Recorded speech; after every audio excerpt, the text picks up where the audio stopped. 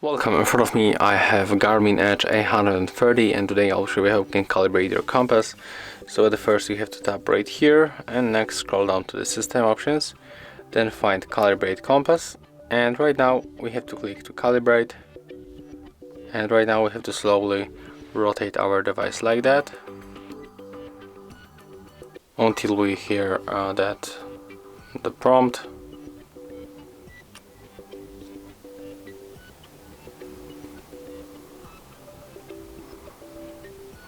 So let's move it like that,